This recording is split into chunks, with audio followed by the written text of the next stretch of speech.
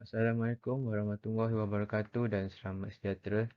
So, hari ini kami akan membentangkan Engineering Matematik bab vektor. So, saya Muhammad Najmi Syakirin bin Zahari, 15 DKM 21F1049 dan dua orang lagi rakan saya, Muhammad Amir Rahman bin Muhammad Roslan, 15 DKM 21F1018 dan Iqmal Haikal bin Abdullah, 15 21F1086. So, ni adalah soalan yang kita akan selesaikan. Untuk soalan A, the Antarctic Expedition drive their snowmobiles 180 miles south from their camp. Then they turn and drive 60 miles west. Now it is time to return to camp. In what direction must they drive and will they make in on 200 miles worth of gas? Okay, soalan ni Amir Rahman akan selesaikan. Dan soalan B, diberi A sama dengan 3I tolak 3J tambah 4K. Dan vektor B, 5I tolak 2J tolak 3K. Dia suruh kita cari vektor A darab vektor A tambah vektor B. So, saya di sini akan membincangkan dan menyelesaikan untuk soalan 4A. Soalan 4A berbunyi, the Antarctic Expedition drive their snowmobile 180 miles south from their camp. Then they turn and drive 60 miles west. Now it's time to return to camp. In what direction must they drive and will they make it on 200 miles worth of gas? So, poin yang kita dapat dekat sini, 180 south from their camp. So, next kita dapat, and they turn and drive 60 miles west. So, lepas dia return to camp, kita nak kena cari what direction must they drive. Will they, next yang kita perlu cari, will they make it on 200 miles worth of gas? So, jom kita saksikan cara penyelesaian dia. So, untuk menyelesaikan, so point A ni sama camp. So, bergerak 180 to point B. 180 south. 180. So, point B to point C, 65 west. So, kita dapat, saya campur kat sini 65 west. Dia bagi tahu 65 west. Dia bergerak 65 miles kita dapat. So, nilai yang perlu kita perjalanan yang perlu kita cari C to A. Perjalanan dia pulang ke camp semula. So, ni yang kita nak kena cari. CA. So, note yang saya dapat keluarkan kat sini.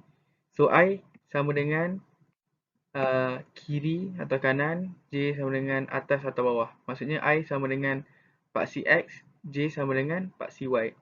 So, AB equals to 0I campur 180J. So, BC equals to 65I campur 0J. Kenapa dekat AB I 0? Dekat BC J0? Kerana dekat AB dia hanya satu paksi je, paksi Y. So, dia ke bawah cuma ada paksi Y. So, sebab itulah I jadi kosong. So, kat BC hanya ada paksi X. Paksi Y dia tak ada, sebab itulah J dia jadi kosong. So, CA yang kita nak cari ni CA. So, CA sama dengan CB campur BA. So, sama dengan negatif BC campur negatif AB. Kenapa negatif? Kan? Kenapa negatif? Sebab dia bermain pada arah. Dia main pada arah. So, kat sini kalau korang perasan, B to C. B to C 65. A to B 180. Nampak arah dia ke bawah dan ke kiri. So, kat sini dia nak cari CB dengan BA. So, nak cari CB dengan BA. So, CB. So, arah dia macam ni. So, dia akan jadi negatif 65. Dia lawan arah. Sebab dia lawan arah tu dia jadi negatif. So, sama macam BA, dia lawan arah juga. Sebab dia ke atas. So, dia dapat negatif 180. So, apa yang kita dapat? Kumpul dekat sini, negatif 65I tolak 180J. So, next. So untuk cari CA, so kita guna modulus CA sama dengan square root negative 65 square campur negative 180 square. So kita dapat 191.38. So 191.38 ni lah gerak panjang perjalanan yang dia lalui untuk sampai ke camp semula. So untuk cari sudut, tan theta sama dengan 180 over 65. So theta sama dengan tan inverse darab 180 per 65. So kita dapat 70.145 darjah. So kat sini sempat ke dia sampai ke camp? Ya, sempat. Sebab dia hanya memerlukan 191.38 saja untuk pulang ke camp. So sempatlah dengan panjang perjalanan dia 191.38 sampai ke camp. So final answer dia, yes, because the drive to camp is 191.38 miles and the direction of the drive to camp is 70.145 north of east. Sekian, terima kasih. Assalamualaikum. Okay, hari ini saya akan terangkan satu soalan berkenaan vektor. Okey, saya akan ambil satu soalan. Diberi bahawa vektor A sama dengan 3i tolak 3j tambah 4k dan vektor B sama dengan 5i tolak 2j tolak 3a. Kita perlu cari vektor A darab vektor A tambah vektor B. Okey, untuk soalan B tadi tu, ni adalah formula untuk jawab soalan B tu.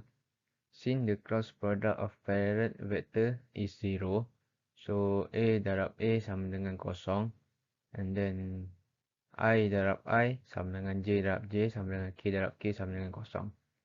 So kita ada 6 properties of vector product. So untuk jawab soalan B tu, kita akan guna nombor 4. Nombor 4 ni, A tambah B darab C sama dengan A darab C tambah B darab C. Okey, kita dah ambil formula yang keempat tadi. Ini formula yang keempat. Okey, untuk yang ni I, J, K perlu berada di atas kedua-duanya. Okey, vektor A darab vektor A. So, kita dapat ini vektor A kita. Ini pun vektor A kita. Seterusnya, ini kita punya vektor A. Ini kita punya vektor B. Dari I, ini kita punya nombornya. Untuk cari J, nombornya yang ini. Okey. Untuk cari K, nombornya yang ini. Jadi cuma kita masukkan je I, negatif 3, negatif 3, 4, 4. Untuk J, 3, 4, 3, 4.